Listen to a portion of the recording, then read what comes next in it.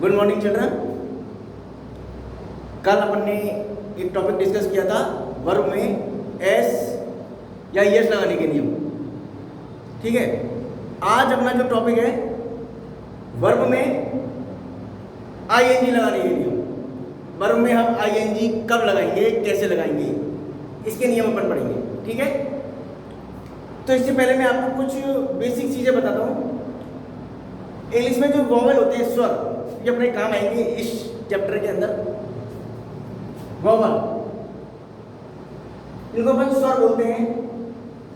ये 5 होते हैं, ए, ई, आई, ओ, यू। ठीक है, वॉवल होते हैं वो 5 होते हैं, ए, ई, आई, ओ, यू। इनको अपन स्वर बोलते हैं। इन 5 को छोड़कर जो भी होते हैं इंग्लिश अल्फाबेट में वो कॉन्सोनेंट व्यंजन कहलाते हैं। व्यंजन जो होते हैं वो होते हैं शेष, जिनको अपन क्या बोल सकते हैं, कॉन्सोनेंट। कॉन्सोनेंट, ये अपन को थोड़ा सा ध्यान में रखना है इस चैप्टर को समझने के लिए। तो अपन स्टार्ट करते हैं। अपना जो फर्स्ट रूल है, अपना जो पहला जो नियम आएगा इसमें वो ये है, जब किसी वर्ब की स्पेलिंग के अंत में ई आए तो अपन को क्या करना है, आईएनजी लगाते वक्त उस ई को हटा देना है और आईएनजी जोड़ना है। एग्जांपल देखते हैं, TAKE। ठीक है, मैंने नियम बोला था अभी, जब किसी वर्ब की स्पेलिंग के अंत में ई आए तो आईएनजी लगाते वक्त अपन को क्या करना है, ई को हटा देना है और आईएनजी जोड़ना है। बिल्कुल सिंपल। क्या बन जाएगा, TAKING। ये हटाया अपन ने। एक एग्जांपल और देखो, गिव, ई हटेगा, आईएनजी जुड़ेगा। समझ में आया? राइट, WRITE, ई आया तुम्हें तो आईएनजी जोड़ते वक्त ई को हटाना है और आईएनजी जोड़ना है। तो WRITING। ठीक है, तो अपना जो पहला नियम है वो यही है, जब किसी वर्ब की स्पेलिंग के अंत में आपको ई दिखता हो, ई आए, तो उसमें आपको आईएनजी जोड़ते वक्त ई हटाना है और आईएनजी जोड़ना है। ठीक है, क्लियर? अपना जो दूसरा है रूल वो ये है, दूसरा नियम ये है, जब किसी वर्ब की स्पेलिंग के अंत में केवल एक व्यंजन हो, केवल एक व्यंजन मतलब एक कॉन्सोनेंट, और उससे पहले जस्ट एक स्वर हो, वॉवल, तो उसमें आईएनजी जोड़ते वक्त अंतिम अक्षर डबल हो जाता है। कैसे, इसको अपन समझते हैं। रन, ये एक वर्ब है, तो मैंने दूसरा नियम जो बोला था वो ये है, जब किसी वर्ब की स्पेलिंग के अंत में केवल एक व्यंजन हो। ये वर्ब का जो लास्ट मीनिंग है एन, इसमें व्यंजन है ये, और इससे पहले देखो क्या आया है, एक स्वर आया है ना। यही तो नियम है, जब किसी वर्ब की स्पेलिंग के अंत में केवल एक व्यंजन हो और उससे पहले केवल एक स्वर हो, स्वर एक होना चाहिए, तो आईएनजी जोड़ते वक्त अंतिम अक्षर डबल हो जाता है। कैसे, RUNNING। क्लियर? एक एग्जांपल और देखते हैं, स्टॉप। वर्ब के अंत में देखो क्या आया है, P। P क्या है, एक कॉन्सोनेंट, मगर इससे पहले क्या आया है, स्वर आया ना, इससे पहले एक स्वर आया है, तो आईएनजी जोड़ते वक्त P क्या हो जाएगा, डबल। देखो, STOPPING।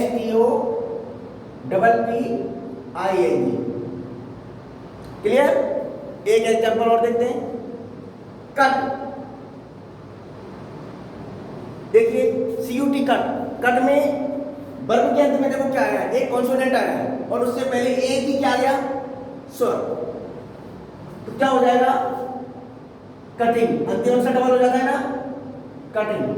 तो अपना जो दूसरा नियम ये है, जब किसी वर्ब की स्पेलिंग के अंत में केवल एक व्यंजन हो, वर्ब के अंत में केवल एक व्यंजन हो और उससे जस्ट पहले केवल एक स्वर हो, तो आईएनजी जोड़ते वक्त आपको अंतिम अक्षर क्या कर देना है, डबल। तो मैंने डबल किया हुआ है सब जगह। Just clear.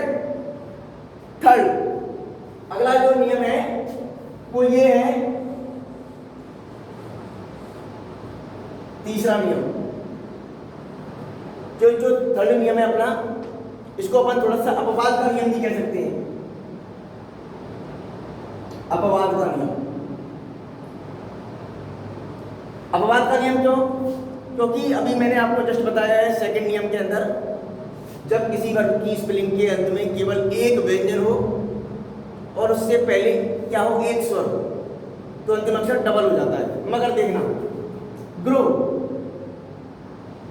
ये एक वर्ब है, इसमें अंतिम अक्षर व्यंजन है एक, उससे पहले केवल एक स्वर आ रहा है ना, उस हिसाब से अगर अपन आईएनजी जोड़े तो डब्ल्यू डबल हो जाना चाहिए, लेकिन नहीं हो रहा। इसमें डायरेक्ट आईएनजी जुड़ेगा, CROWING। नियम में तो आ रहा है ये सेकंड नियम में, मगर इसमें डब्ल्यू डबल नहीं हो रहा, नियम लग रहा है।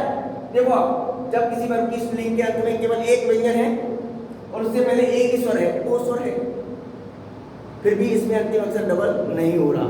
इसको इसलिए अपन थर्ड नियम में डाल रहे हैं, अपवाद वाले नियम में। तो इसका जो गोल्डन रूल है वो ये है कि अगर कोई स्पेलिंग WXYQUHR,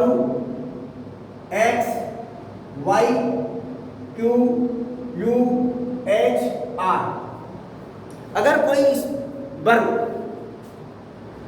इन अक्षरों पर समाप्त हो रही है, अगर कोई स्पेलिंग, अगर कोई वर्ब इन अक्षरों पर समाप्त हो रही है, तो उसमें आपको डायरेक्ट आईएनजी जोड़ना है। समझ में आया?